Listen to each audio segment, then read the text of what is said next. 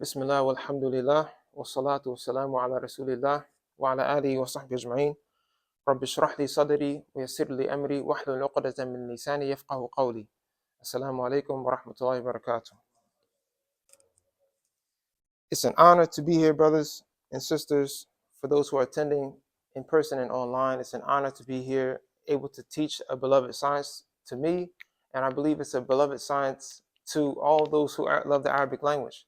However, it is a science, this science called ilm al-sarf, the science of Arabic morphology. It is a science that many students of knowledge, they run away from. And people who aren't students of knowledge, who may have grown up speaking Arabic, they also may run away from this science. But it is a science that, and Allah subhanahu wa ta'ala knows best, that every person who wants to understand the Quran and the Sunnah, and who wants to even understand the miraculous nature of the Quran, it is a science that everyone needs to have under their belt. And my journey of learning the Arabic language, it actually started with good teachers, by Allah subhanahu wa ta'ala's permission, who actually guided us and showed us the importance of memorizing the basics of morphology before we proceeded in our studies. So my story basically started in Rutgers, New Jersey, in Newark, the Newark campus, where I had excellent teachers, by Allah subhanahu wa ta'ala's mercy. And they basically gave us some insight into the importance of understanding the Arabic word before understanding the sentence. So even in math, we never teach a student calculus before we teach them addition and subtraction, for example. But what happens, unfortunately, in the Muslim world is people will tend to study the sentence before they study the actual Arabic word. And the benefit of studying the word is tenfold. Why? Because if a person, for example, inshallah ta'ala, maybe I can try to pull this. Actually, I'll just slide this over. If a person understands that the word, for example,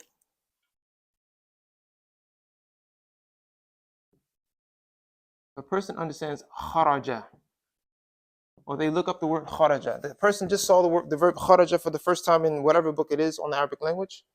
They'll look it up in their dictionary, and they'll say, "Oh, it means he left." And then once a person moves on in their Arabic studies, and they come across the word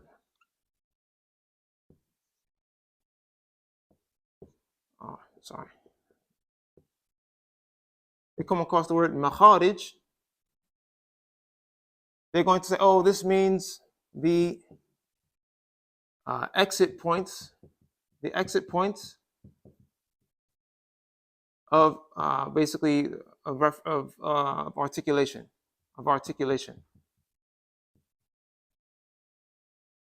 And then when they see the word, let's say, when they see the word, why do I keep doing that? When they see the word kharijun, they're going to look up in their dictionary kharijun, and they'll understand that it means the person who's leaving, right? However, if you learn the science of morphology first, once you learn the word kharaja, in your mind you already can understand what this word means without looking it up. And in your mind you can already understand what this word means by looking it up. And what do I mean by that? How can I prove that? Kharaja, just as an example before we actually get into the lesson. Kharaja is a past tense verb that is on scale number 1. Here we have, it kind of looks confusing, but there's a reason behind it. Fa'ala, or you can say fa'ila, or you can say fa'ula for a past tense verb. Kharaja is from this level. And this is for the past tense verb here. You can extract from this past tense verb what they call ism fa'il, the noun of the doer of the action. So everyone together, you guys can say with me, fa'ilun. Fa'ilun, it sounds like kharijun. It's on the same scale, as we say. It's on the same scale. Fa'ilun, kharijun. So if I know kharaja, and I know morphology, I've studied morphology, I don't have to look up kharijun in my dictionary because I already know what it means. I already know where it comes from. If I see the word, for example, makharij, even though I didn't put the ism makan, I didn't put other things that are covered in morphology on this chart, but the point is, if I see istakhraja, right? I'm going to pull, I have to keep sliding this. Istakhraja, I'll just slide this as I need it. If I see istakhraja, then I know, actually, let me write it on the board so that it's clear for everyone.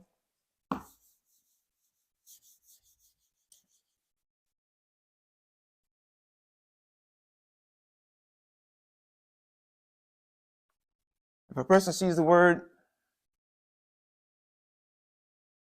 istakhraja, or the verb istakhraja,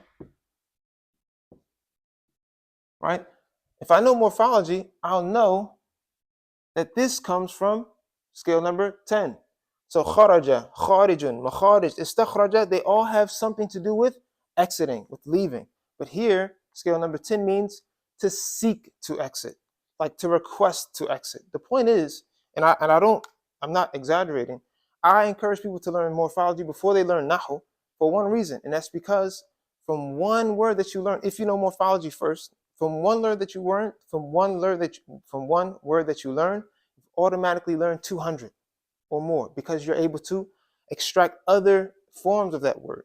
So this is one of the major benefits of morphology. It increases your vocabulary tenfold. This is the primary benefit, in my opinion, of ilm sarf. So this is why we chose to start with sarf first. As for the actual linguistic definition of it, it means at-tahwil, which is to change, right? Or it can mean at-taghyir, which also means or translates in English to change. As Allah subhanahu wa ta'ala says, وَتَحْوِيلَ الرِّيَاحِ, like in the alteration. You can say alteration is another translation of the winds, for example. The actual istilahi definition, the actual technical definition, it is علم بأصول يعرف بها أحوال أبنية الكلم التي ليست بإعراب ولا بناء.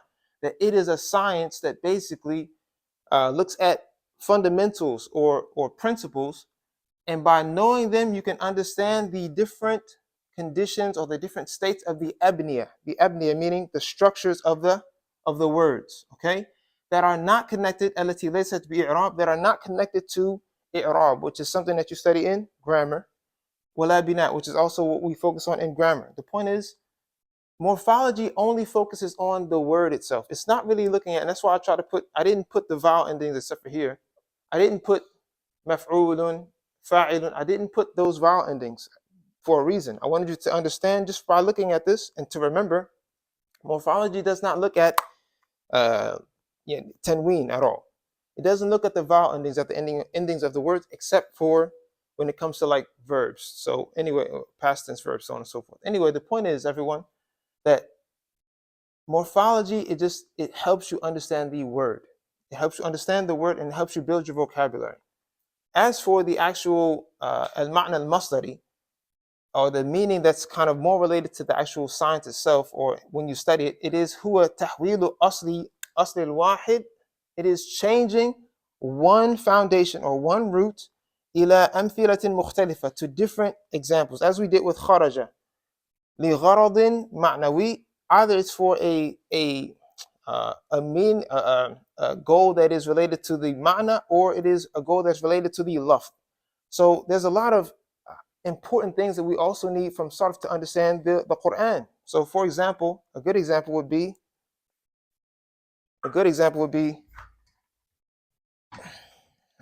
this is like going to be my favorite board.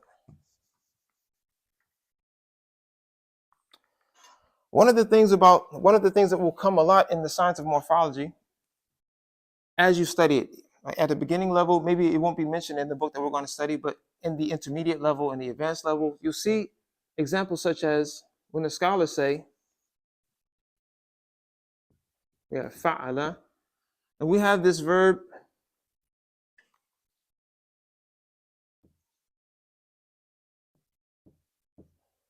qawala, right?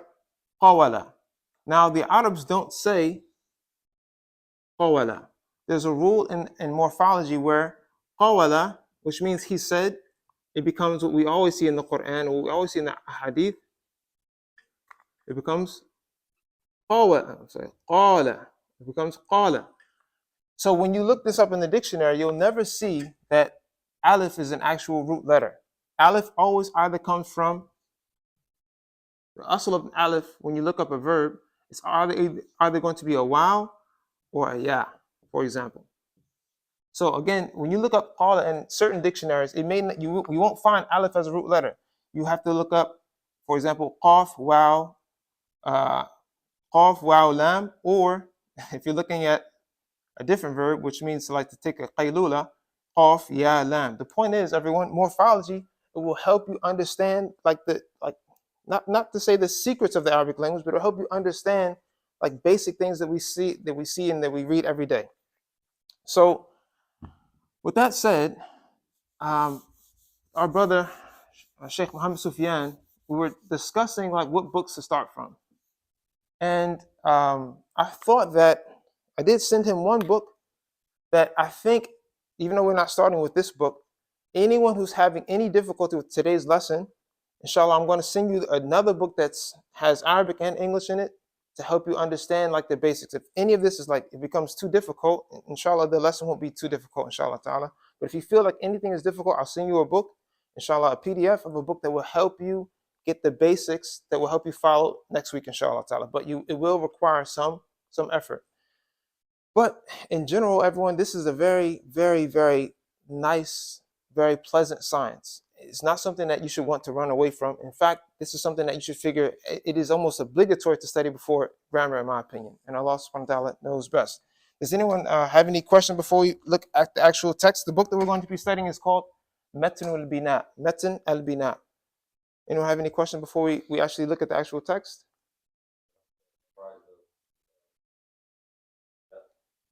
Do we have to? Oh, no. The actual book has no abiyat. I think in the very few pages there's like a few abiyat that are in. I think it's in Farsi or Allah Alam, but no, like the book, there's no poetry in the book. There, if you have, okay, so we have two books that we sent to the group.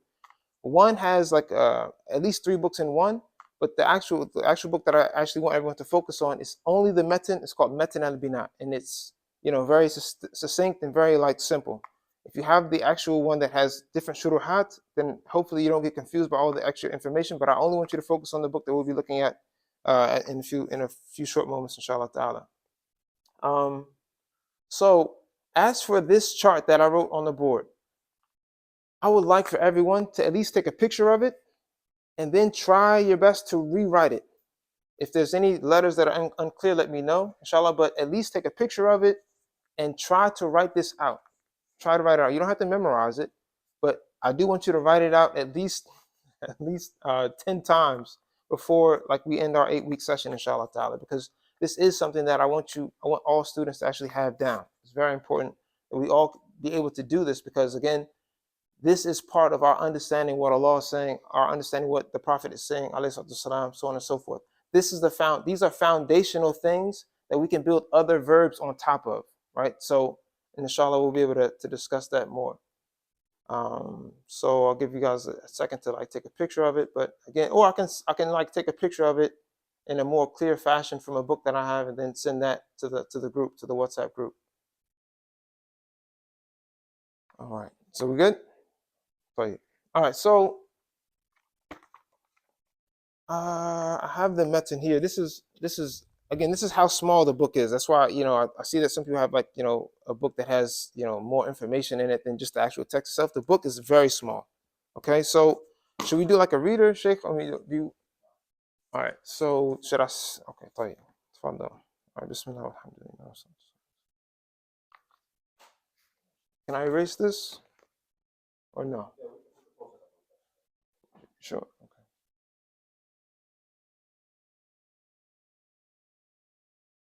Good.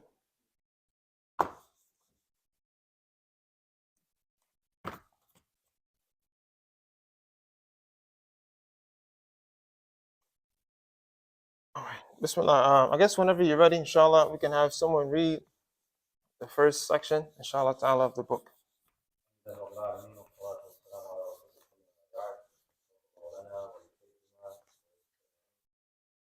قال المؤلف رحمه الله بسم الله الرحمن الرحيم اعلم أن أبواب التصريف 35 بابا وست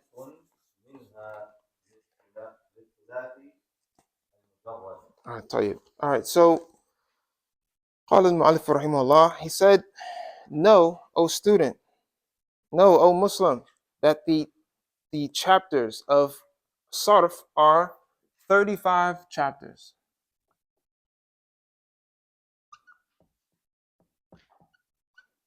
Okay, 35 chapters. He says, out of these 35, 6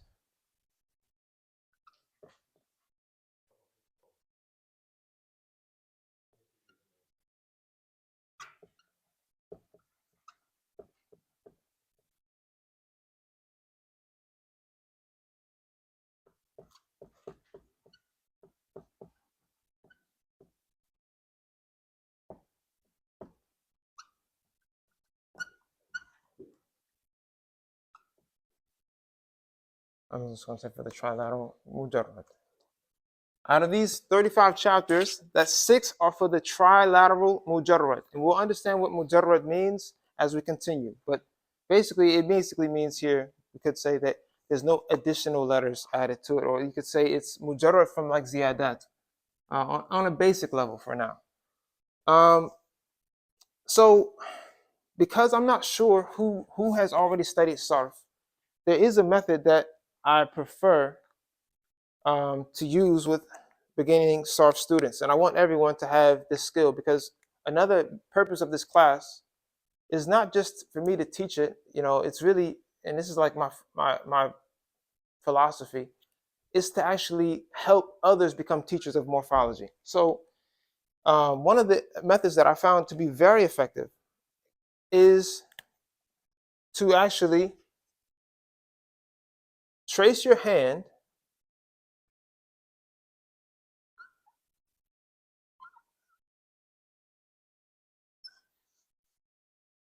and then what we're going to do is we're going to actually go over the 14 pronouns of the Arabic language. We're going to go over the pronouns of the mutakallim, of the khitab. All right, we're going to go over basically first person pronouns. These 2 fingers will be used for second person. And then the last 4 third person pronouns. What do I mean by that? For example, the thumb will be separated into 2 segments or 2 divisions. The uppermost portion of your thumb will represent I or ana.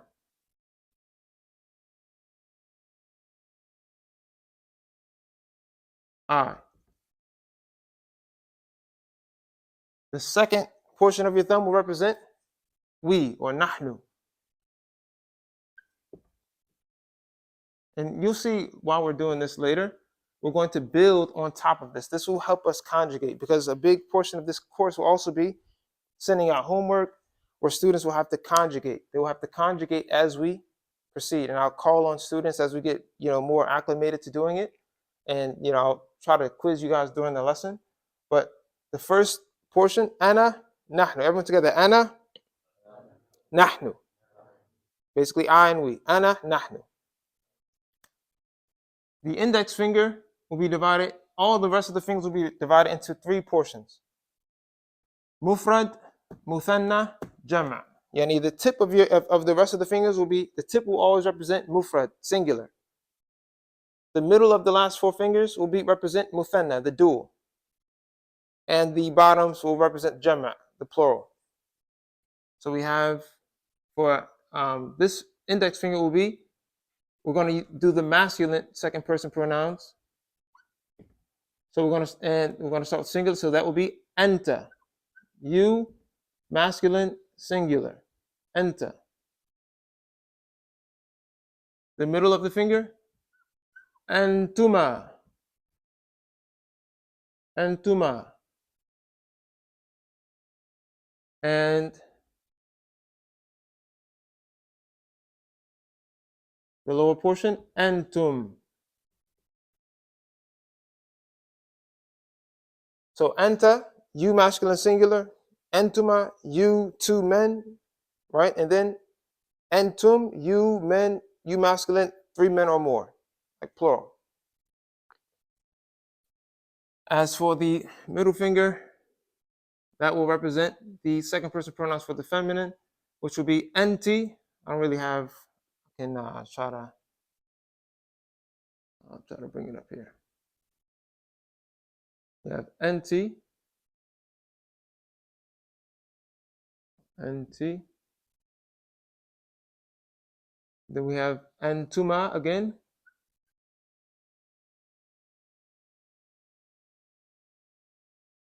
And then we have antunna. If I'm going too fast, you guys can always, stop me. You guys can always raise your hand and stop me from going too fast. So far again we have ana, nahnu, anta, antuma, antum, anti, antuma, antunna. Can anybody guess what the tip of the the next finger will be? Huwa, huma, huwa, he, or it can mean it. Huma, they, two men, and whom, they, three men or more. All right, the tip of the pinky will be here. The middle, huma again, and then lastly, hunna.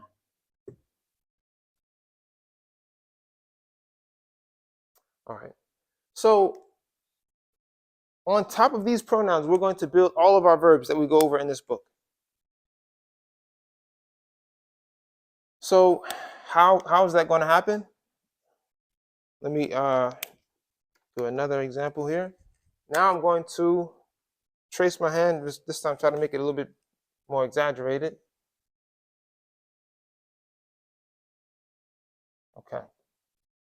So for example, let's just, I'll let the author dictate what the first verb will be.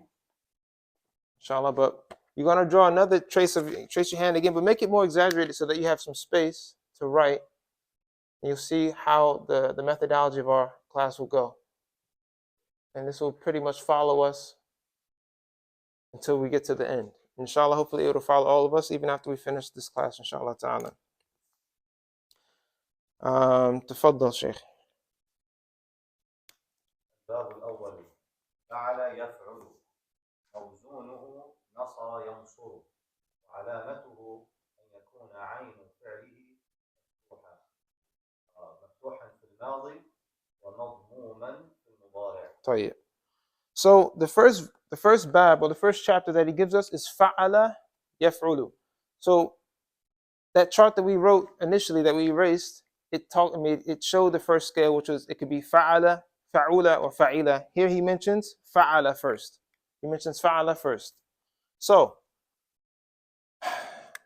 in terms of he doesn't really go over like conjugation in this book. So this is why it's like our job to do it before we get into the depths of the text itself. So in terms of taking fa'ala, which means fa'ala has basically two functions in morphology. It serves as the model for all verbs that you come across, and it also has a meaning in the dictionary. So again, there's an aspect. When I say fa'ala, inshallah it'll become clear the more I use it. Am I using it as a model for other words, or am I using it just meaning the verb itself? Right now, I'm just using it as the model, okay? So fa'ala is the model for other verbs.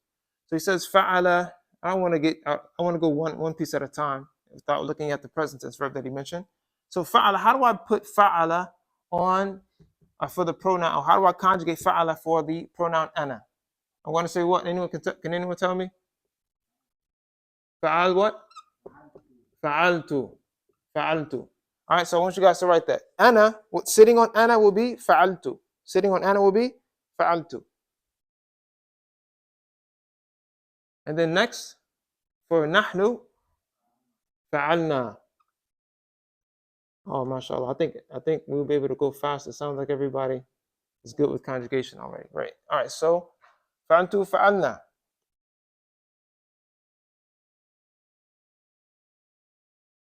At the tip of the index finger, we have fa'alta. Fa'alta. In the middle, fa'altuma.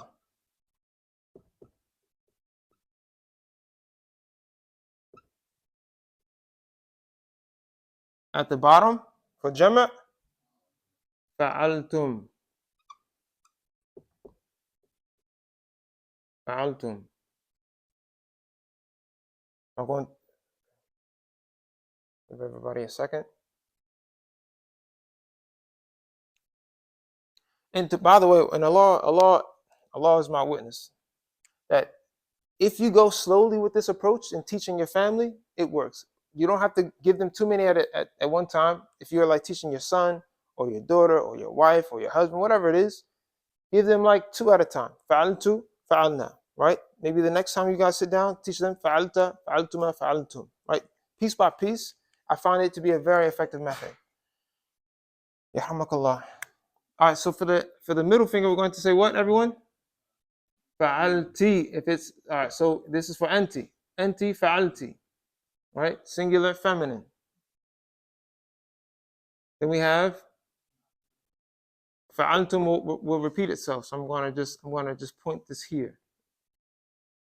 Fa'altum repeats itself.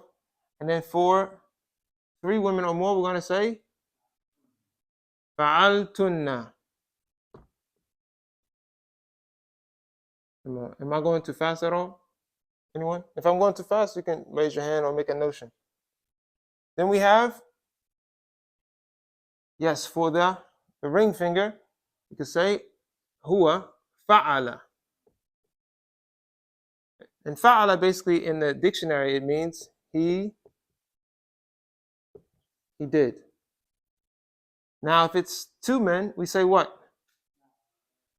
Fa'ala. Aywa. Fa'ala. Fa'ala with an alif.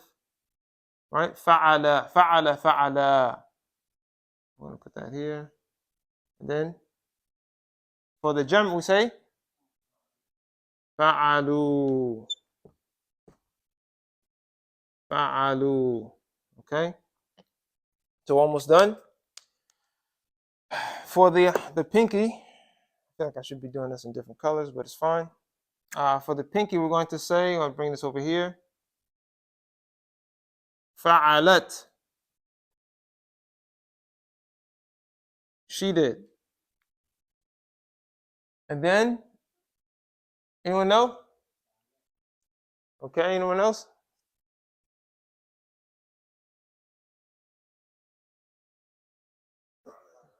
Fa'alata. Fa'alata.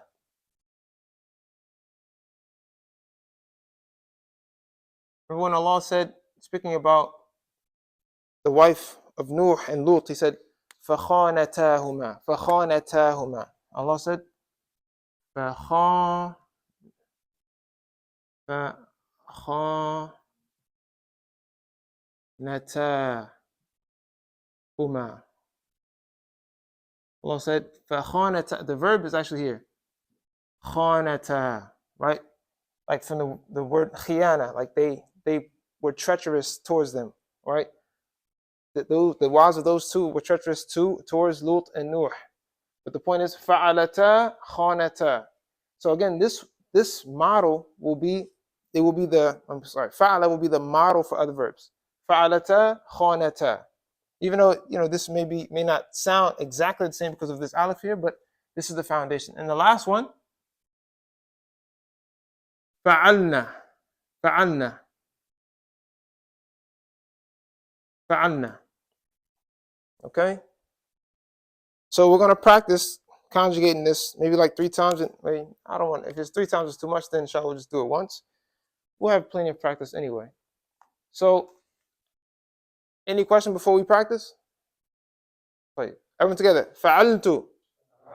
Fa'alna. Fa'alta. Fa'altuma. Fa'altum. Fa'alti. Fa'altuma. Fa'altunna. Fa'ala. Fa'ala. Fa'alu. Fa'alat. Fa'alata. Fa'alna. All right. Good. All right. So then the next, I feel like I should only do past tense today and not do present tense. But all right. So then he says, "Mawzunuhu nasara yansuru." All right. So nasara. Can anyone tell me what nasara means? He was victorious, or he helped, like this. So now we're going to take nasara, which is on the scale of fa'ala, and we're going to actually conjugate it the same way. We're going to say, I helped, we helped, you helped, you helped, you helped, you helped. Like we're going to go through the whole thing, inshallah. Everything together. Nasartu, nasarna, nasarta, nasaratuma, nasaratum, nasarati, nasaratuma, nasaratunna, nasara, nasara, nasaru, nasarat, nasarata, nasarna. Okay, good. All right, so he says, Mawzunu nasara yansuru wa alamatuhu, and the sign of this chapter, and yakuna aynu fi'lihi maftuhan fil maldi. So the sign of it is that the actual the ayn position of the verb will have a fatha on it in the past tense, right? And then he says, wa madmuman fil mudari, and that the ayn position will have a dhamma. I feel like this just maybe like the beginning of this book will be a little bit heavy, and then it'll get easier at the end. And since we only have 8 weeks, the goal is to try to finish the whole book. The last time that I honestly taught this book, it took me 2 8-week sessions. And so I do want to like kind of just put that out there that there's no way we're going to finish this entire book in 8 weeks. But if we like do homework, if we like practice, inshallah, I think we can honestly knock it out in 2 sessions. Even if it's like 1 session this year, another session next year, it doesn't matter. But the point is it will have to be broken up into 2 sessions. So let's conjugate the present tense. If anyone has any questions about the past tense, ask now. Yes.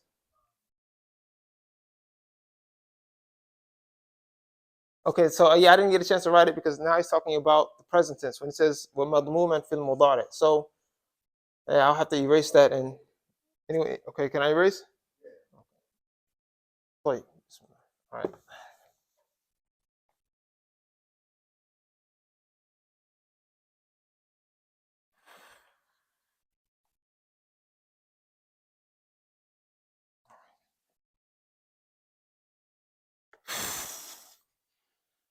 Let's do a different color. All right, so now I'm going to trace my hand again because now we're going to conjugate for the present tense. Someone try to make it a little bit neater. So I'll just put this finger here. We're going to put okay, so he mentioned fa'ala, fa'ala, yaf'ulu. Here, this is what he meant by madmuman fil mudari. Okay, this is what he meant by madmuman fil mudari. Yaf'ulu here. Like the ayn position has a dhamma in the present tense. So now we're going to conjugate yaf'ulu. So for I, we're going to say af'al. I don't know if this color is strong enough to see on the. Maybe I should use a different color. All right. Sure. Like the blue. All right. So. Ala yaf'ulu. So let's trace the hand again.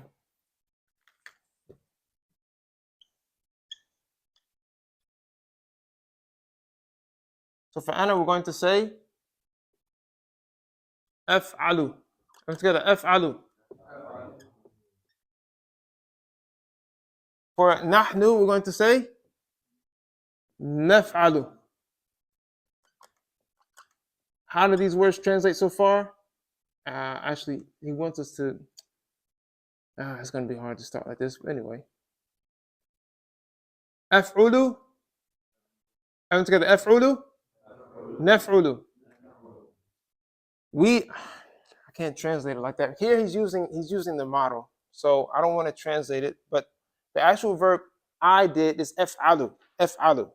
When we do af'ulu here, it's just as a model. The actual present tense verb for he is doing, I'm doing, we are doing is naf'alu.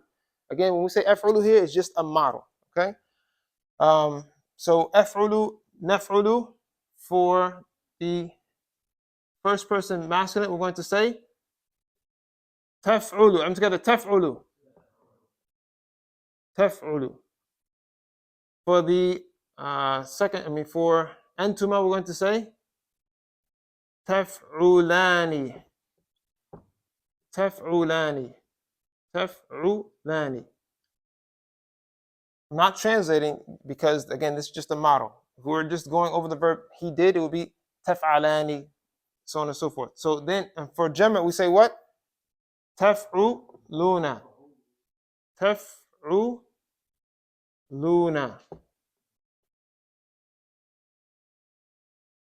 Taf'uluna.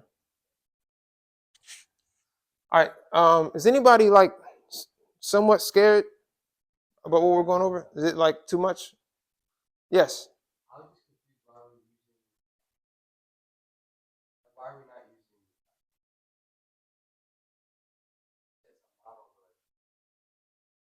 Excellent question. No, excellent. I'm only going by this because this is what the author mentioned. He mentioned he said fa'ala yaf'ulu. I'm only like following what the author is doing. In any other situation, I would use like the actual verb itself. But I'm just trying to follow what the author mentioned. That's all. Because again, eventually we're going to basically, and we can make it simplified by saying the present tense verb, at least for a thulathi al-mujarrad, right? For the trilateral verb that is mujarrad, it's either going to be af'alu, af'ilu, or af'ulu, right? It's either going to be yaf'alu, yaf'ulu, or yaf'ilu. You can have three different options, and that's why when you look at this first chart that we did, if you guys remember, like the first thing that I wrote on the board before we started the lesson, I put, did I do it for the mudari? I think I did. I put fa'ala, fa'ula, fa'ila. I put all three, right? Did I do that for the mudari also? All right, because I wanted you to know that there's like basically different probabilities. All right, so this could be af'alu, it could be af'ilu, it could be af'alu. It could be either of those three. Okay, so we can actually practice all three. It's fine. Yeah, brother. What's your name? Sammy. You just made things easy for everybody. Inshallah, we'll do that. Okay, we'll go by that. No disrespect to the author, but we'll do af'alu. We'll do af'alu as we practice because we can actually translate that. So everyone together, let's start again. Af'alu, naf'alu, taf'alu, taf'alani, taf'aluna. I did, we did, you did, once masculine singular, masculine dual, you two did, you, three men or more did. All right, so now we're moving to the, yes. All of them? Or is it just Okay, so when it comes to trilateral verbs, like basically three root letter verbs that are in scale 1 or form 1, right? When you actually look them up in the dictionary, they don't have a rule, right? You have to kind of like, it's based upon sama'a, right? It's based upon how the Arabs said it. So you might have a verb, and he's going to mention it in the next one, nasara yansuru, right? You're never going to see nasira, nasura, yansiru. It's the Arabs said it like this. They said nasara yansuru, right? So then he's going to mention in the next, actually inshallah, he's going to mention after this, he's going to mention fa'ala yaf'ilu mawzunuhu daraba yadribu, because the Arabs never said yadrabu, right? So these first, like the scale 1 verbs or form 1 verbs, they're based upon sama, how the Arabs said it. So that's why he mentions that nasara yansuru has to sound like fa'ala yaf'ulu, if that makes sense. Did I answer your question at all? Inshallah, okay. طيب, so we did af'alu, naf'alu, taf'alu, taf'alani, taf'aluna. So if you're speaking to one female, for anti, what do we say? Taf'alina. Taf'alina. Taf'alina. So for those of you who are married, this is like your opportunity to practice, right? You could say taktubina, like if you're asking your wife, like taktubina, like are you writing? For example, you want to try to like practice speaking with your family or your mom or whatever it is, your sister, using this in the present tense, taf'alina, taf'alina. And again, or I can say tansurina in this example. Then we have the muthanna, which will be taf'alani. Taf'alani. Excellent. For jama', we say taf'alna. Again, because the author doesn't go over this, He expects that you know this already. Like we have to do it now, just because we don't know what students actually have conjugation skills or don't. So that's why we're doing this. But the book doesn't mention conjugation of these verbs that he's going to mention. So, أفعلوا نفعلوا تفعلوا تفعلان تفعلون تفعلين تفعلان تفعلنا. Now we're moving to the ring finger, which will be for huwa, huma, and hum, and they will be. Sorry, these examples are all over the place. I'm gonna try to put them in one row. All right, so then it becomes huwa what? Yaf'alu. Yaf'alu, he did.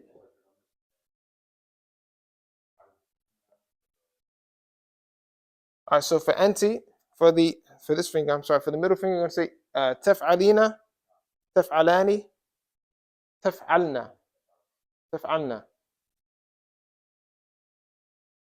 Then so we have huwa yaf'alu, then it becomes huma what? Yaf'alani, huma yaf'alani. And then hum yaf'aluna, hum yaf'aluna. They are doing.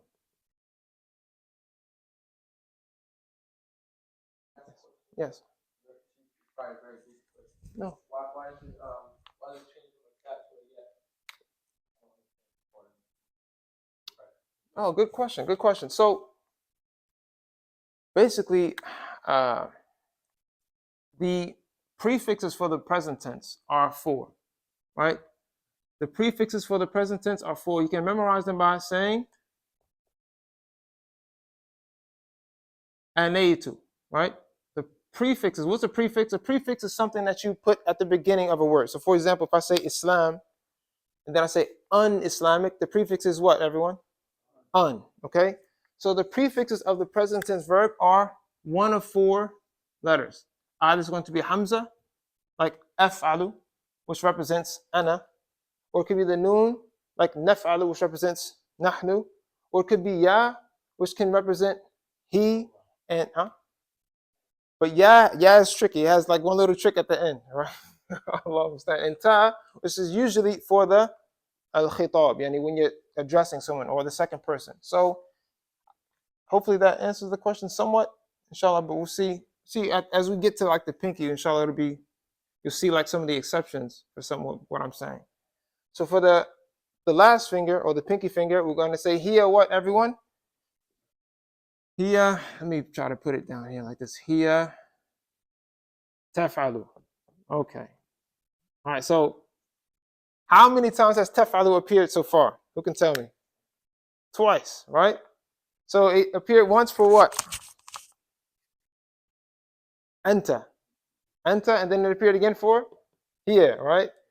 So a funny story. Hopefully I have the ability to tell some stories in this class. But basically, when I was in Mecca, and it was time to leave from making Umrah, and I was with my family, and I came downstairs. What happened? My wife we had to put the luggage in the bus.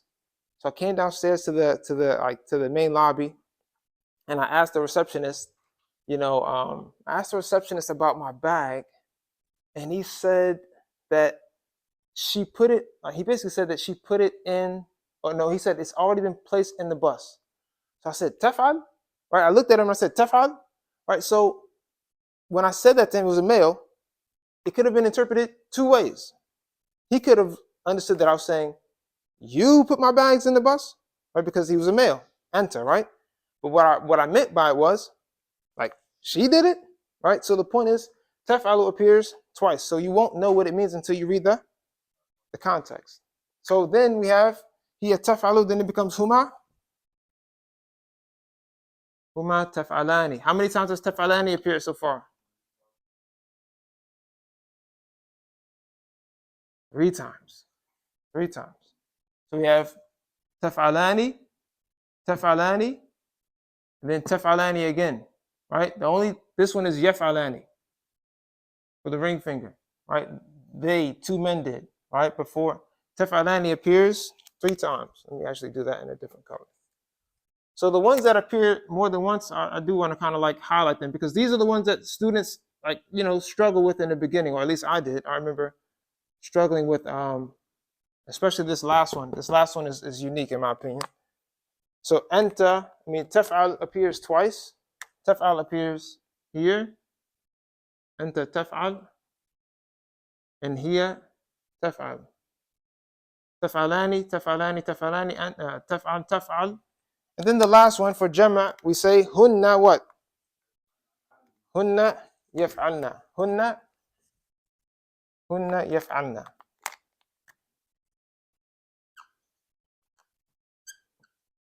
Hunna yaf'alna.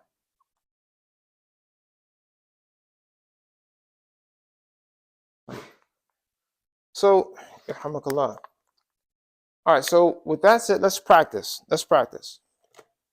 But we're going to practice with the actual verb that the author uses. So just try to stick with me, inshallah ta'ala.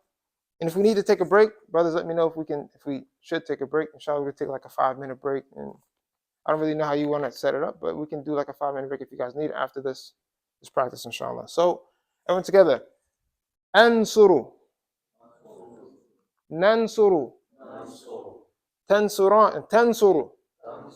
Tansurani. Tansuruna. Tansurina. Tansurani. Who can tell me the last one? Tansurna. Good. Tansurna. Tansurna for antunna. Then it becomes yansuru for huwa. Yansurani. Yansuruna. Who can tell me the next one? Tansuru. Tansurani. Yansurna. Watch out for that last one because the ya comes back all of a sudden, right? Again. Ansuru. Nansuru. Tansuru. Tansurani. Tansuruna. Tansurina. Tansurani. Tansurna. Yansuru. Yansurani. Yansuruna. Tansuru. Tansurani. What? Yansurna. Right. So inshallah, let's take, I don't know, like a 7-minute break. Whatever you guys usually do. What do you guys usually do? You guys take breaks. You guys, no breaks. No breaks. MashaAllah. All right, so let's do like a 5-minute break, inshallah ta'ala. Subhanakallahumma wa bihamdika nashhadu an la ilaha illa anta. All right. Bismillah. Alhamdulillah. Bismillah ar-Rahman ar-Rahim. Alhamdulillahi Rabbil Alameen. Wa salatu wa salamu ala Sayyidina wa Nabiyyina Muhammad wa ala alihi wa sahbihi ajma'in. طيب. Inshallah, so let's continue with the next portion of our dars. And honestly, I don't know how long this dars is supposed to last. Sheikh Muhammad, you can like clarify for me. You gotta have to like maybe put a timer up. I don't know. I don't know. I don't see any clocks in here, so I can keep going until like we get tired. Allah Alam. It's 36 minutes left? Oh, okay. All right. I thought you meant like the battery's gonna die. All right, so let's continue with where we left off with the author. He says, وَبِنَاء تفضل, I'm sorry. بناؤه للتعدية غالبا وبناؤه للتعدية غالبا وقد يكون لازما مثال المتعدي نحو نصر زيد عمرا نعم نصر زيد عمرا ومثال اللازم نحو خرج زيد. طيب. So yeah, let him define it. Yeah, تفضل. Keep going. I'm sorry. ومتعدي وهو ما يتجاوز فعل الفاعل إلى المفعول واللازم هو ما لم يتجاوز فعل الفاعل إلى المفعول به بل وقع في نفسه. طيب. Beautiful. So here the author, he's mentioning two important things that you should always keep in mind. You should always keep in mind when you're looking up verbs in the Arabic language.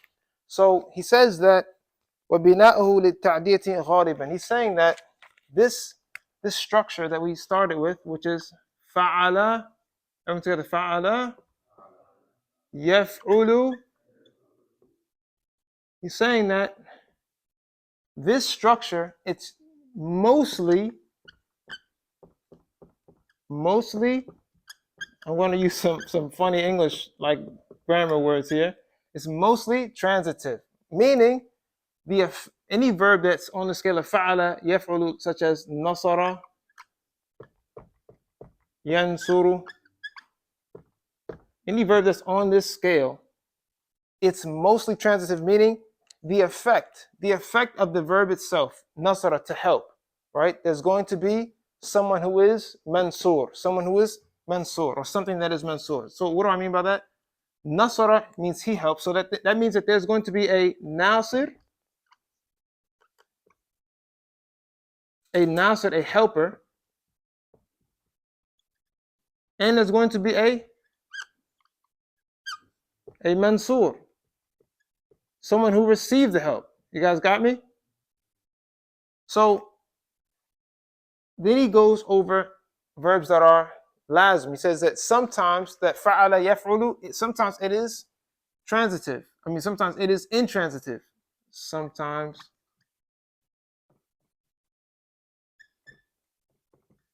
intransitive. And what example does he bring for that one? Intransitive basically means that the effect of the verb itself doesn't have like a maf'ulun bih. In Arabic grammar, we say you have the term called the direct object, which basically is the thing that received the action. So let's see the example again. He says, kharaja zaydun. Kharaja zaydun. Actually, let's look at the example he brought for the transitive one. I don't want to skip that one. He said, nasara zaydun.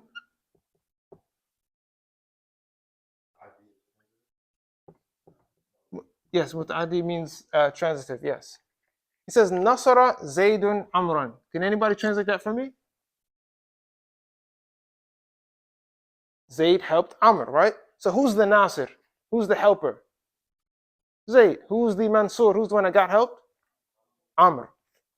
So the actual help, it actually went beyond the fa'il to affect someone else, right? The effect of the help, it went beyond the person who's doing it, right? But then you have verbs that don't do that. They're intransitive, meaning the effect of the verb doesn't go beyond the doer or the fa'il. So, and this is it might sound like we're doing nahu here, which we sort of kind of are. But then he says kharaja as the example of intransitive. Kharaja what? Kharaja man?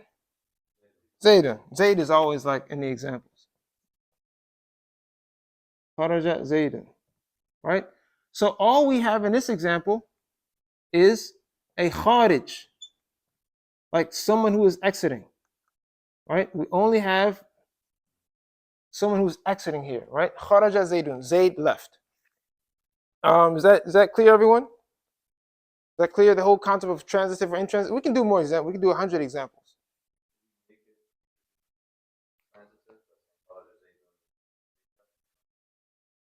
So, all right, this is more of a grammar question, a nahu question.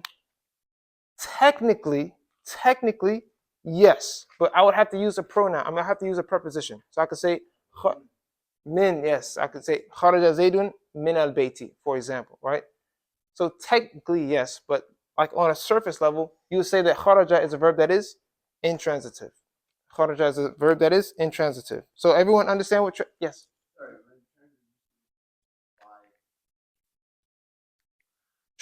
Transitive meaning the effect of the verb, it actually has a direct object. Like so again, like I stomped on the ground or I hit the ground.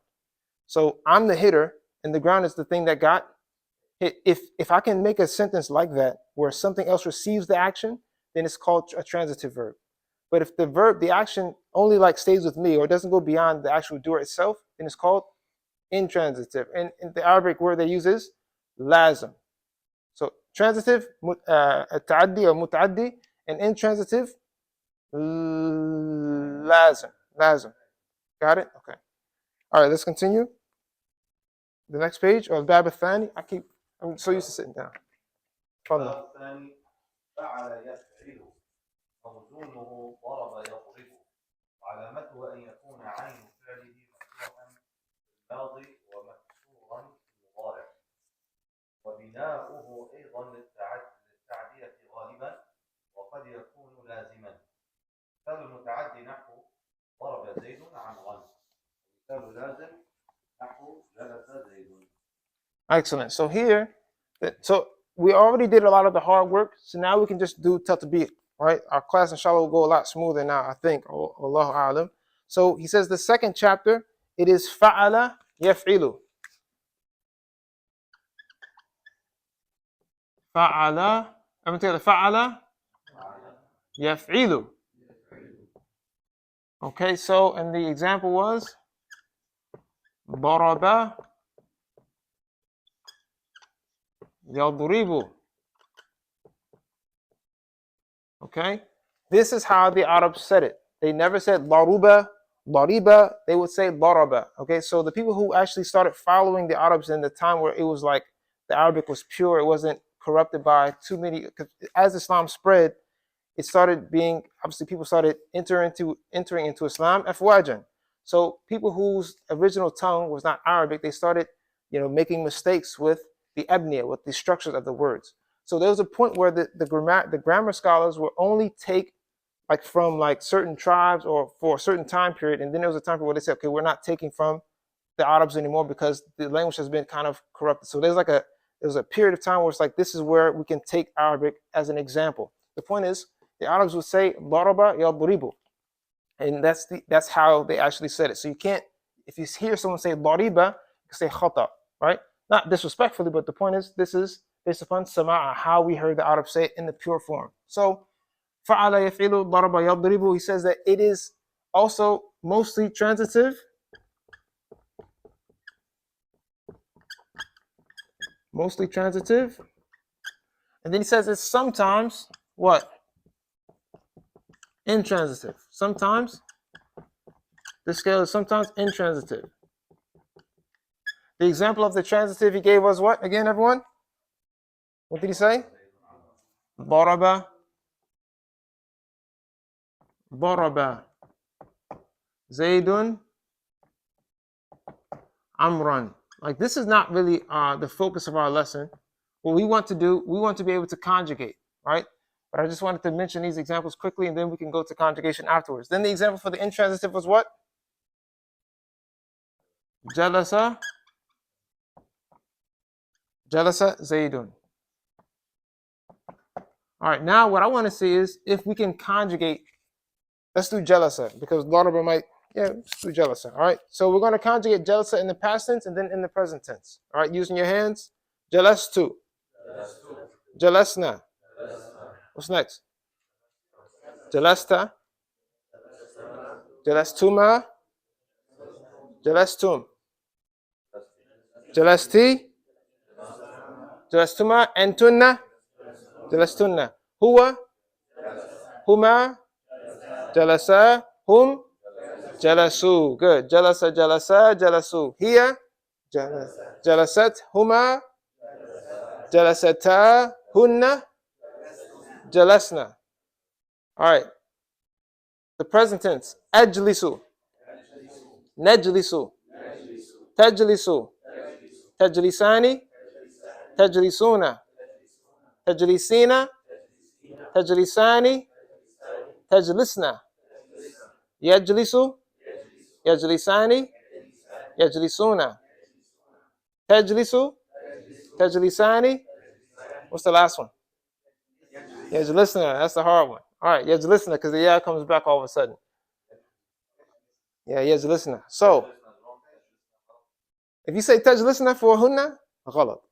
Yeah, because now it's like, antunna, Tajlisna. So you got to look out for those two. Antunna is what?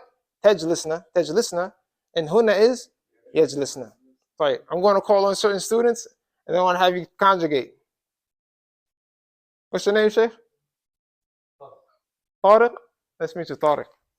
All right, I want you to conjugate jalasa for huma in the past tense.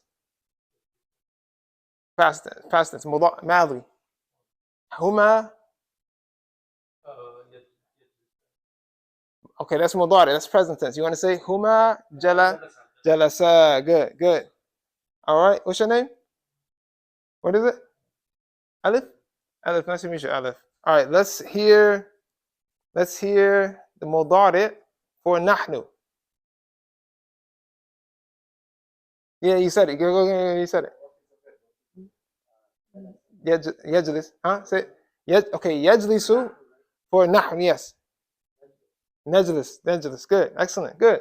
All right, so that's any questions about that scale? Fa'ala yafilu? Okay. تفضل. Yeah, تفضل.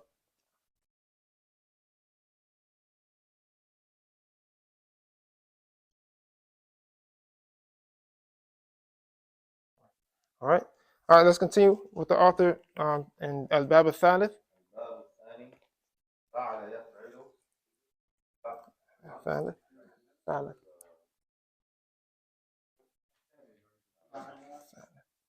الباب الثالث فعل يفعل موزنه فتح يفتح وعلامته أن يكون عين فعله مفتوحا في الماضي والمضارع بشرط أن يكون عين فعله أو لامه واحدا واحدا من حروف الحذف نعم. هي ستة: الحاء والطاء والعين والغين والهاء والهمزة.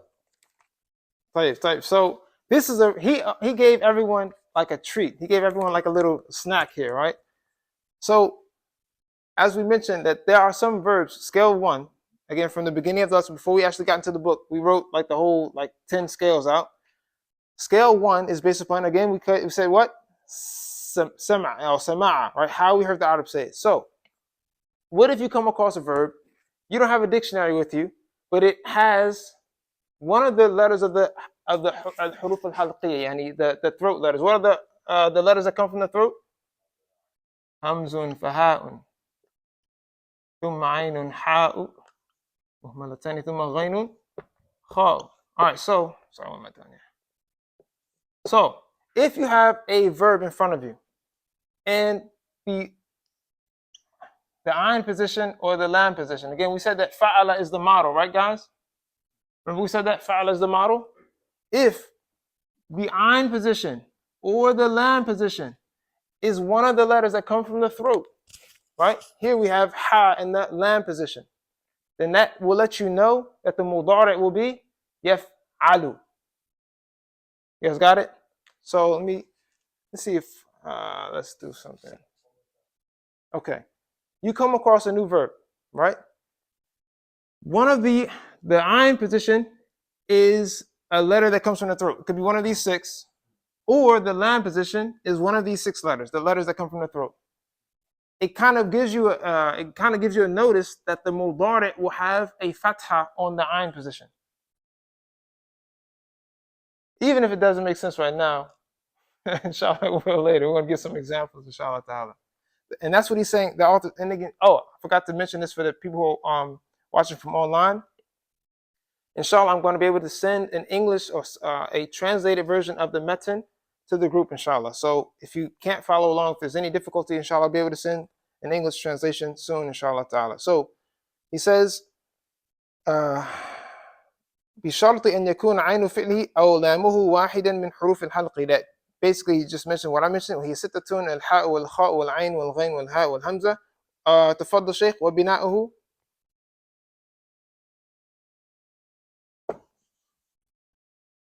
بناؤه أيضا للتعدية غالبا وقد يكون لازما مثال المتعدي نحو فتح زيد الباب. فتح زيد الباب. Okay, so in this example, we have Zayd opened the door. فتح زيد الباب. Who is the fatih? Who is the opener? Zayd. ما هو المفتوح? What is the thing that got open? All right, so this verb is it transitive or intransitive? Transitive, because the effect of the action went beyond the fa'al to the maf'ul bihi, to the direct object. And the example of the intransitive was what? ذهب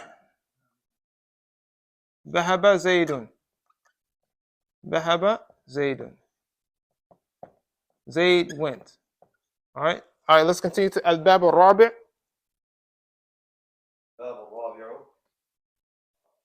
فعل يفعل موزونه علم يعلم وعلامته أن يكون عين فعله مكسورا في الماضي ومفتوحا في المضارع وبناؤه أيضا للتعدية المتعدية غالبا وقد يكون لازما. مثال المتعدي نحو علم زيد المسألة. مثال لازم نحو وجل زيد.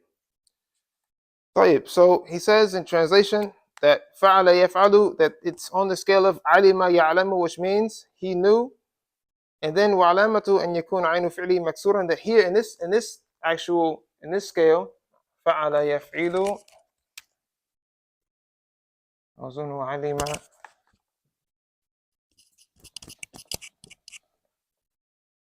And don't worry, everyone. I have like some interactive homework, inshallah, that I can send everybody. But you have to like at least send me your emails, inshallah, so I can send it out, just so that you guys can practice. Alima ya'lamu. Yeah, ainu fi'l. What do I mean by that? When we say ainu fi'l, it means the ain position, right? The ain position, right? That's what he means by ainu fi'l, right? The ain position of the actual verb itself. So, what were we talking about? So he mentioned that it's also mostly transitive, and it can also be sometimes intransitive. So the example he gave was alima.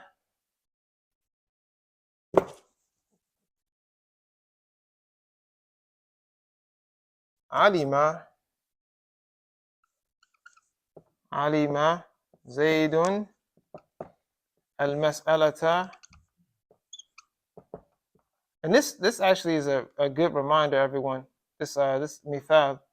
Alima Zaydun al-mas'alata, that the people of knowledge before us, that they would take like one mas'ala at a time. They wouldn't try to like jump, like, cram knowledge all in at one time. So if this data starts to get like too heavy, if we're taking too much, please let me know. Inshallah, no offense will be taken, but we still need to conjugate alima. Let's practice doing alima, unless the dars is getting like thick. Let me know, everyone. But if you guys still have some energy, we're going to continue conjugating and practicing. All right. So let's go over alima in the maldi. Alimtu, alimna, alimta, alimtuma, alimtum, alimti, alimtuma, alimtunna. Alima, alima, alimu. Alimat, alimata, alimna. Alimata, alimna. Any questions about we're going to get plenty of practice, because this book brings a lot of verbs. We'll practice this, inshallah, with every verb that we come across, inshallah, or at least every chapter. Now let's look at the mudari.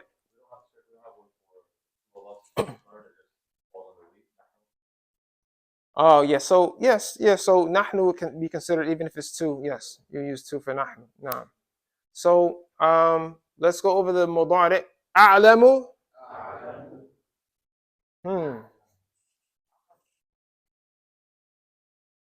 Trying to think. Okay.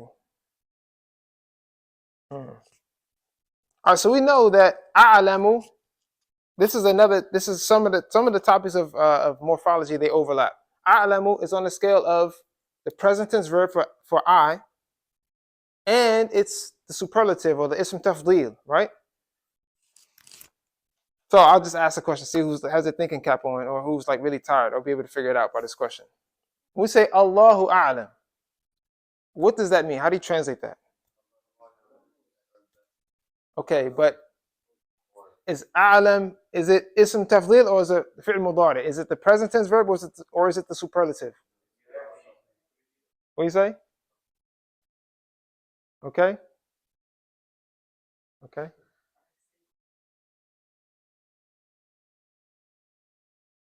Same thing. Could be either, depending on the context. Huh? Okay.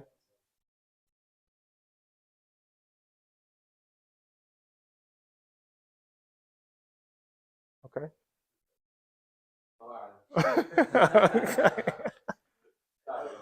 Okay. All right. So when we say Allahu A'lam, here is tafdeel, ism tafdeel. So why is it not mudari? Because it would be, if you were to translate, it would say Allah, I know. You guys got it? Allahu A'lam, Allahu mubtada, A'lamu khabar.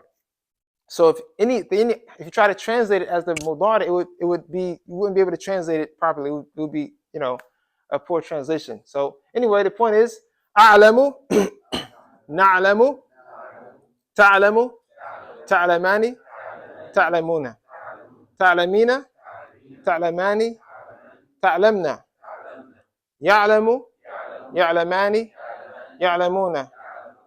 Who can tell me the last? Raise your hand. Who can tell me the last finger? No.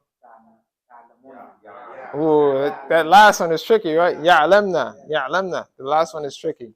Good. All right, sorry. Let's continue. Hopefully, we can finish the first 6 chapters, and then inshallah, we can conclude the first lesson. Yes.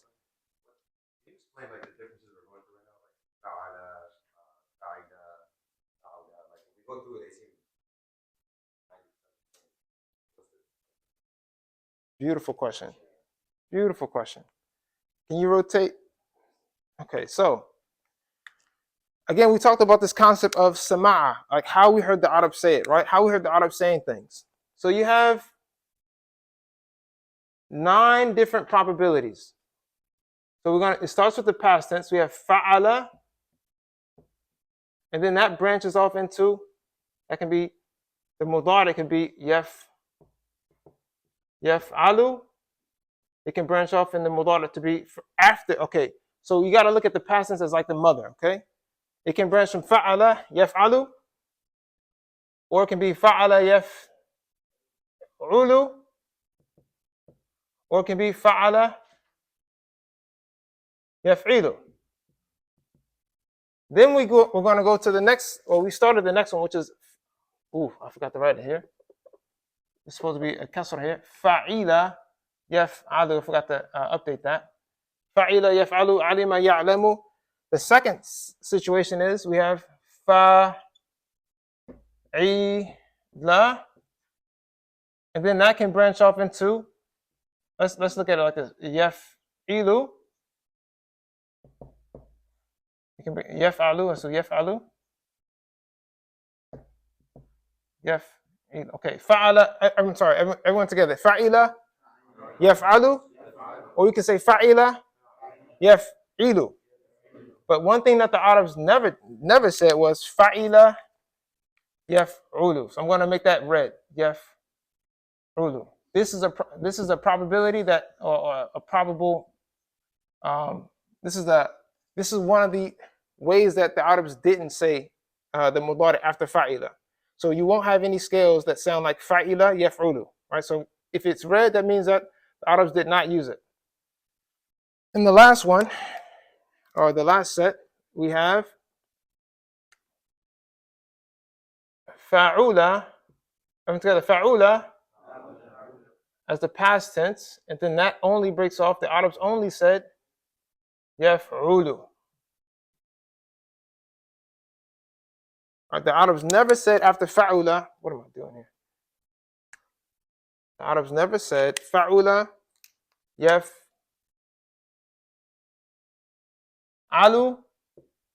and they never have any verbs that sound like fa'ula yaf'ilu.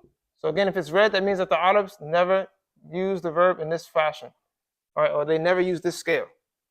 So out of these 9 different probabilities, the Arabs only use how many? 6. So out of 9 possible options, that which is used is 6. Fa'ala yaf'alu, fa'ala yaf'ulu, fa'ala yaf'ilu, fa'ila yaf'alu, fa'ila yaf'ilu, and fa'ula yaf'ulu. Does that answer the question? The origin of the word. The origin of the word? Well, probably not okay, but every word has like the alima. Whenever the alama, memorize it. Yeah, you just have to memorize it. Like you'll see, if you have the hands where, there's certain dictionaries where it'll like, the hands where it just kind of like shows you like the letter A to let you know that it's yaf'alu, or it might show you the letter U to let you know that it's yaf'ulu, or they might show you I to let you know that it's yaf'ilu. So you just have to memorize the first scale. All right, so again, we'll try to finish the first 6, and then inshallah we'll stop there. So where do we stop? Nah. Okay. الباب الخامس فعل يفعل موصوله حسن يحسن. حسن يحسن. وعلامته أن يكون عين فعله مضموما في الماضي والمضارع، وبناؤه لا يكون إلا لازمة نحو حسن زيد. So here, everyone, he's talking about this scale now. Fa'ula yaf'ulu. Sorry. Isa, can you turn it? Sorry about that. So here for this al-bab al-khamis, he's saying fa'ula yaf'ulu, like hasuna yahsunu. And that this one, for this actual scale, it only comes intransitive. It only comes intransitive. It does not come muta'addi. It does not come in a transitive form. So kamula, hasuna, so on and so forth. Let's try to conjugate hasuna and yahsunu. All right, everyone? Hands out. Hasuntu. Hasunna. What does the noon look like on that one? Mushaddada amla. Like, does it have a shadda or no? It has to take a shadda. Hasunna. All right, so let's do it like this. I want to make sure that you're with me. Hasuna. Yes. He became handsome. He became good, like this. No. No.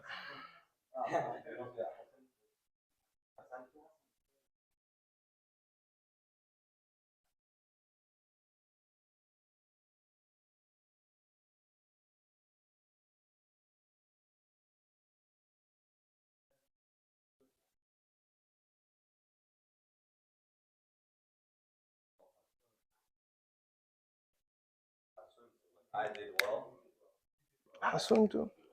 Hasuntu might translate as like, again, I became handsome, I became good, I became Hasan. Something to that extent. So I'm together, Hasuntu. And here we had no choice but to do idgham, right? Hasunna. Hasuntu. Hasunna. Okay? The next one, Hasunta. What's next? Hasuntuma. Hasuntum. Good. Hasunti. Hasuntuma. Hasuntunna. Good. Hasuna, hasunu. It sounds weird. Hasuna, hasunu. Who can do the last pinky? Raise your hand. Raise your hand. I don't know who to call on. Tafadhal. No. You went to Mudari. We're in past tense. Yeah. No prefix, no anatu. So it's going to say hasunat. Hasunata, you said? Now, how do we write hasunna? So hasunna, hunna will be,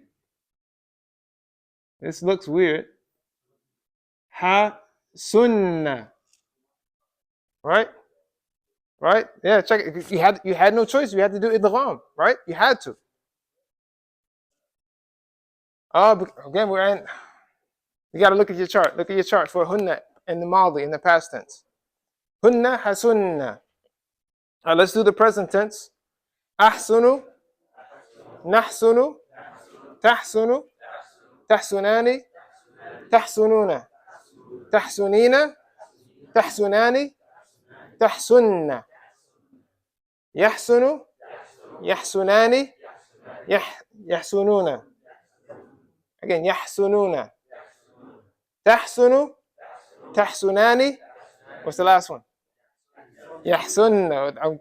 The last one, I'm telling you, it took me some years to get that last one down. Yahsunna. All right. So now let's move on to al-bab as-sadis, and inshallah we can stop for today's lesson, inshallah ta'ala. All right? Tafadhal.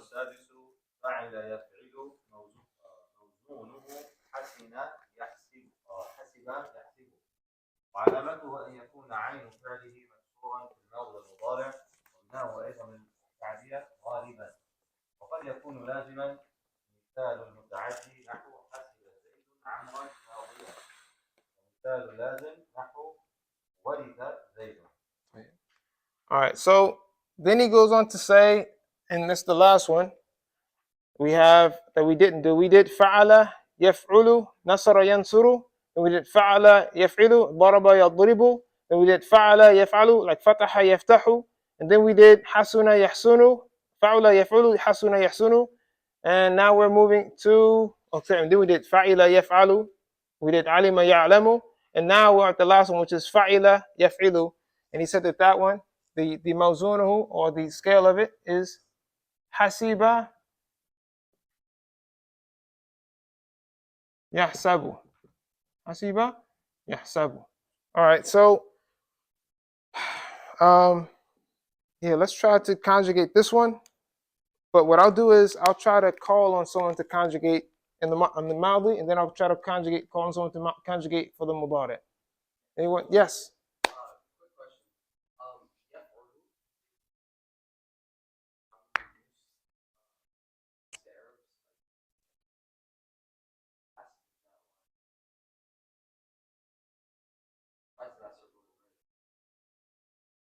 You never heard which one? You never heard Yaf'ulu? Yansuru. Allah says Yansuru man yasha. No, I'm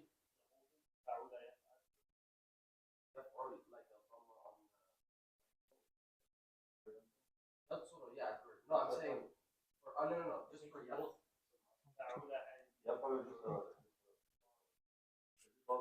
That's not the word. It's the model. Oh. Okay. Answer. Okay. Ooh. Okay. So. Oh, sorry about that. So this word hasiba comes in different forms. So sometimes the Arabs will say yahsabu, sometimes they will say yahsibu. But the author, he only mentioned the form here, hasiba yahsibu. And I know Sheikh Rashid can vouch that there's a different qira'ah where you can say yahsabu, correct? Huh?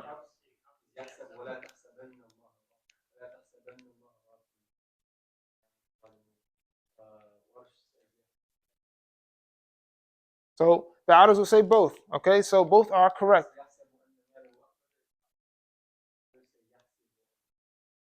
All right, so that's based upon what the You had another question? Yeah, those are the examples that I wanted. Those are the examples that I wanted you guys to hear. So the Arabs will say both. So hasiba yahsabu, hasiba yahsibu. Right, let's conjugate it in the past tense. I need a volunteer. Yes. Hasibtu.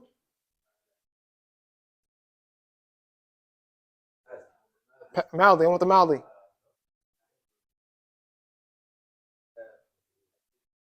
Huh? Hasibtu ma.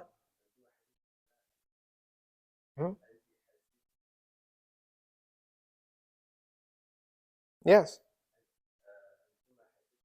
Uh-huh. Oh. Yes. Huma hasib.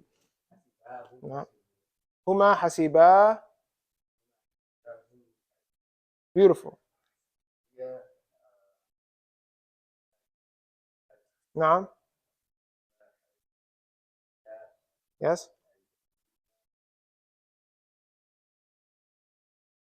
Hunna hasibna. Beautiful. I need a volunteer for the mudari.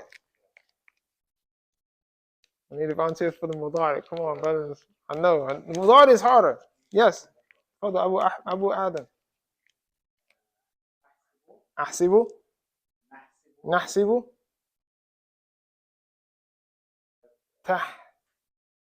Tahsibu. No. أنت تحسبين تحسبان تحسبنا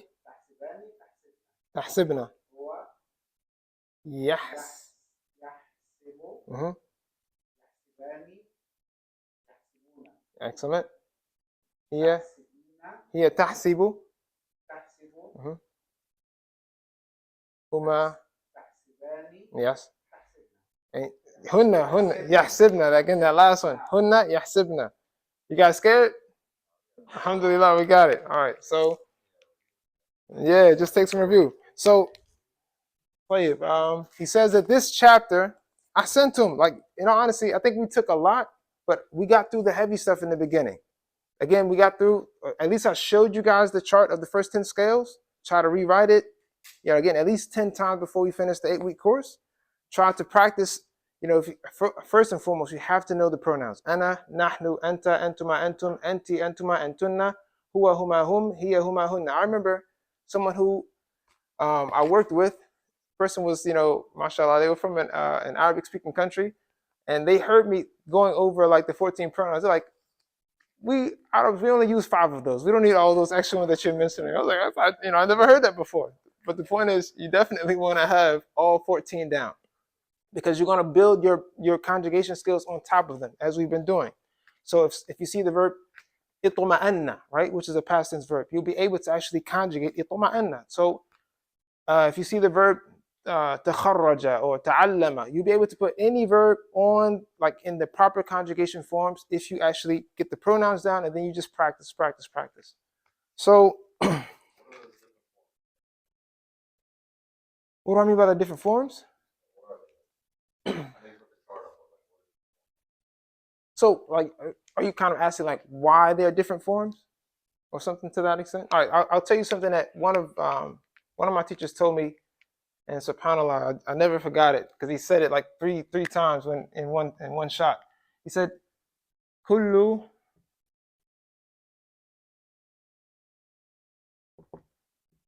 ziyadatin fil mabna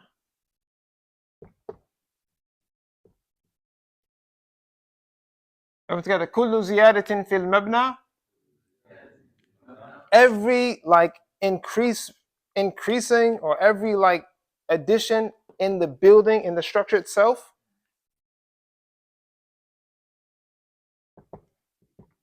ziyadatun fil ma'na, ziyadatun fil ma'na.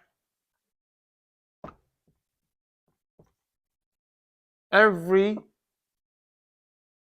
addition in the structure of the word itself is an addition in the meaning itself. So again, everyone together. Kullu ziyadatin fil mabna ziyadatun fil ma'na. Okay. So what is that? What's a quick way of understanding what this means, or how to apply it? We have, I'm going to write Allah's name in a way that is incorrect, but the point is, I just want you to see it. That will help us get the example across. All right? So you're supposed to write Alif Saghira when you write Ar-Rahman, but the point is, I want you guys to see it, to be able to get this example down. So kullu ziyadatin fil mabna ziyadatun fil ma'na. We have Ar-Rahman A, and we have Ar-Rahim B. Which meaning, or which name of Allah's names has more like meaning with regards to his rahmah? Ar-Rahman or Ar-Rahim? I'm going to go everyone. What do you think, A or B?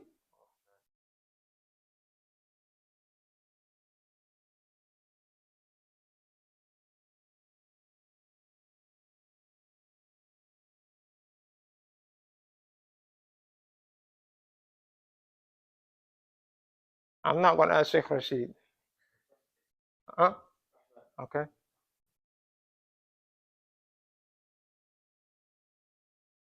You change your answer? Okay. All right, so let's count. How many, take the Aleph and the Lam and Aleph away, right? Let's just count how many letters are in each of the two.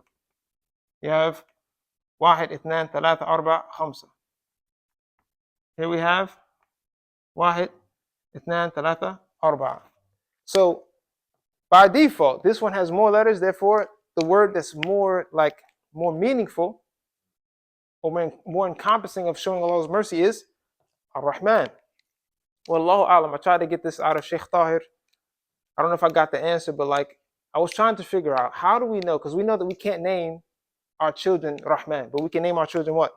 Rahim, right? I've been trying to figure out what is the qaida that lets you know this name is, you cannot do it, and this one you can.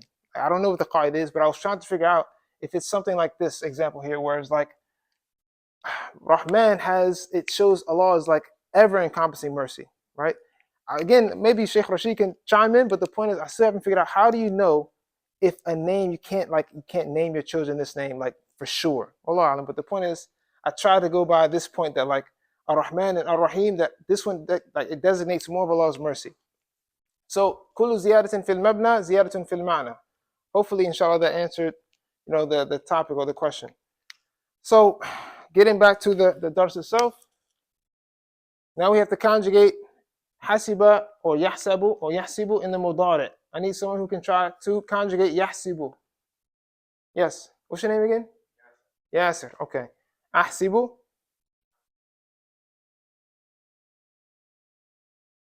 Nahsibu. Ahsibu. Mudari' in the present tense.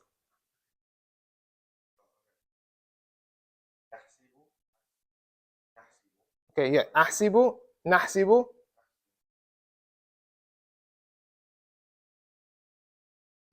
Yes. Tahsibani.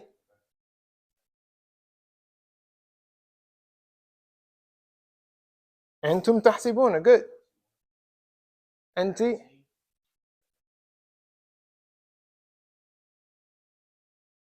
Tahsibina. Somebody whispering to you the answers, man. It's all good. And Antum. That's your brother? Just making sure. Okay. I don't know who's whispering, but it's funny. Anyway. Antunna. Alhamdulillah, that's right. Antunna. Antunna tahsibna. Good. Huwa.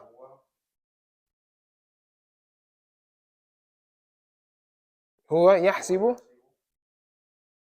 Huma. Yes. Hunna. I'm sorry. Huwa yahsibu. Huma yahsibani. Hum. Good. Excellent. Here. Tahsibu. Yes. Huma. Tahsibani again. And then the hardest one, hunna. Yahsibna. Excellent job. That's the easy one. I hope so, inshallah ta'ala. Excellent. So I think with that, he mentions that fa'ila yaf'ilu, hasiba yahsibu, it is muta'addi, and it's sometimes lazim. So it says hasiba zaydun amran fadilan. If you guys want, we can like go through these examples and translate them. Let's actually do that, and then we'll stop there, inshallah ta'ala. Let's look at the last two examples he brings.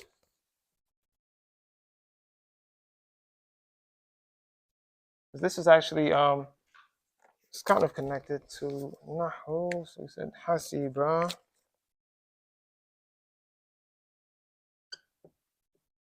Hasiba. Zaydun. Amran. Fadila. Oops.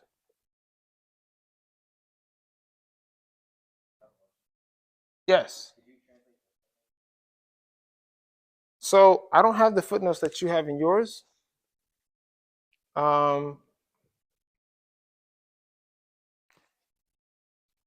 Okay, in the meantime, let's look at Hasiba Zaydun Amran Fadilan. Who can translate this sentence? Zayd thought that Amr was virtuous. So here, even though this is not, we're not trying to get into like grammar here, but the point is this verb, not only is it muta'addi, but this verb can take two objects. So we have a hasib. Zayd is the hasib, the person who's like estimating, right? And then you have like the mahsub, awwal, the first mahsub, and then you have mahsub thani. So Zayd thought that Amr was virtuous, or he viewed him or he estimated him as virtuous. So this is one of the verbs in the Arabic language that can take two direct objects. And the other example he gives for the lazim, or was it? Okay, waritha Zaydun. Waritha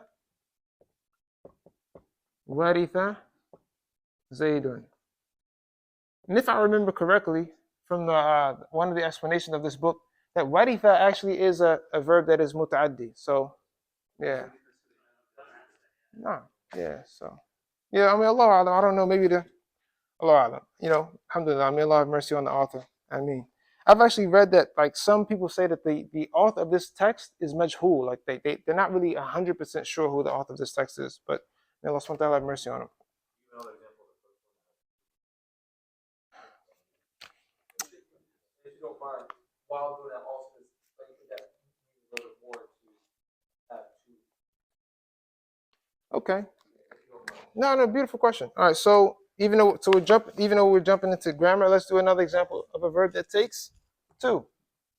Well, let's do an example that's easier. So let's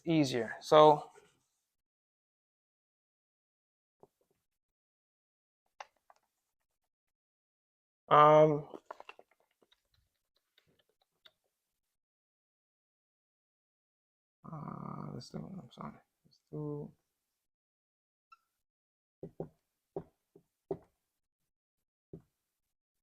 One and two. Say done. No, not that one. Let's do.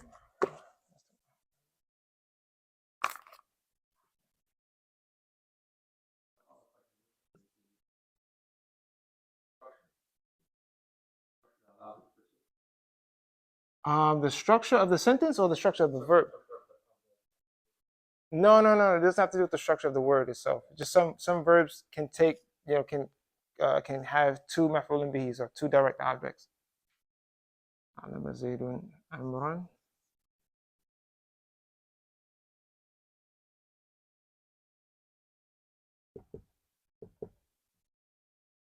So I could say, for example, A'lama Zaydun Amran at-tajweeda. Like Zayd made Amr know tajweed, or Zayd taught Amr tajweed. If that makes sense. So it doesn't have to do with the actual like structure of the verb itself, but sometimes you might have a verb. Okay, in grammar, you might have a verb that takes one direct object, and if you put it on scale number 4, you can make it take two. So this comes from alima, right? I could say, again, we're kind of jumping into nahu, not a problem. Alima Zaydun Amran. Okay, Zayd knew, or he had knowledge of Amr, right? But if I say A'lama Zaydun Amran at tajweeda, Zayd made Amr know something else. I could use Alama. I could use Alama as well. Yes, I could do that. I could say Alama Zaydun Amran at tajweeda. I could use scale number 2 also. Oh man! All right, these are Sarf questions. These are pure Sarf questions. Beautiful question. Can I scare you with that next week? I can scare you with that after the lesson, because whoever, I don't want to like make it faqir. I can, but I don't know if anyone is tired. Raise your hand if you're tired. Let's do it. No, let's do it. Beautiful question. So, but if I answer that question, you guys are gonna have to look at the first thing that I drew, right? If you guys can pull that up on your phones, if you took a picture, right, you have to look at the first chart that we did, and then we'll look at the difference between a'lama and allama, for example. Actually, I would like to use an example that's even more beloved to me. So instead of doing a'lama and allama, we can look at the difference between nazzala and anzala, for example, right? All right, so we finished today's dars in the book. Now we're just going to the ziyadat. So, from the beauties of Arabic morphology. Oh, and I don't want to forget Brother Isa's question. He wanted me to translate the bottom. So that these footnotes are talking about. Okay, he says, okay, in the footnotes he mentions الباب السادس فعل يفعل موزونه حسب يحسب وعلامة أن يكون عين فعله مكسورا في الماضي والمضارع وبناؤه أيضا لتعدية غالبا. And he says basically in correction here in the footnotes that حسب يحسب, it mostly comes for intransitive. That's what he says in the first footnote. He says وقد يكون متعديا, and sometimes حسب يحسب comes transitive. And then the third point he mentions, he says the same thing that we mentioned, that waritha is not intransitive, it's a verb that is transitive. That's basically what he's saying in the footnotes. So, like, it would have been better if he used a different example than waritha. So, أعوذ بالله من الشيطان الرجيم بسم الله الرحمن الرحيم إنا أنزلناه أنزلناه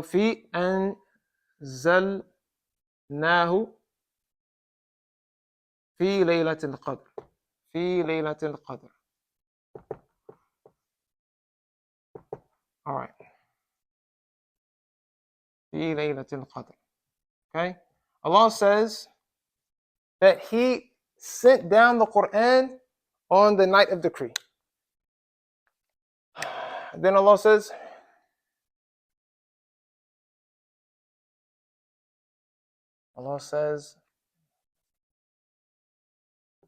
إنه نزله فإنه, speaking about Jibreel, فإنه نزله على قلبك فإنه نزله على قلبك بإذن الله. Okay, so فإنه نزله. Okay, طيب. Here Allah says He sent down the Quran, and we know that when Allah sent down the Quran, He sent the entirety of it in one night. So for that reason, Allah uses scale number 4. On your chart, it'll look like this. Like if you look on this like far left side, you'll see these Roman numerals or whatever. Scale number 4, af'ala, yuf'ilu if'alan. Allah uses af'ala, anzalna, yani af'alna, af'altu, af'alna, anzaltu, anzalna. We sent down. Because Allah sent down the entirety of the Quran. Nazala means to descend. Nazala, scale number 1, to descend. Anzalna means to make something else go down, to make something else descend. So Allah sent down the entirety of the Quran on Laylatul Qadr, right? Fi Bayt al-Izzah, if I remember correctly. But when Allah speaks about Jibreel, He says, فَإِنَّهُ نَزَّلَهُ عَلَىٰ قَلْبِكَ. Like that Jibreel brought down the Quran to you, yani tanzilan, stage by stage. Or you could say like bitadarruj, right? The Prophet ﷺ received the Quran over a period of how many years? 23 years. So one of the differences between af'ala and fa'ala, scale number 2. So we're basically, what are we doing here, everyone? We're basically comparing, we're comparing scale number 2, fa'ala, because we started talking about verbs that take two direct objects. We're basically comparing af'ala and fa'ala, right? Af'ala, one of the things it can mean is that you make something else do something, whatever the root is. So nazala becomes it descended, became anzalna, and someone made something else descend, but it could mean all in one time. Whereas nazala, you make something else descend, but bit tadarruj. Does that make sense? Like in stages. Hopefully that answers the question.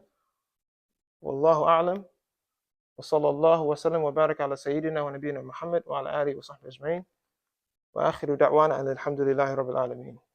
I ask that Allah subhanahu wa ta'ala, make this enjoyable and an enjoyment to us, and make our affairs easy for us, and hopefully inshallah this opens a door for everyone to want to teach Sarf one day, inshallah. Inshallah.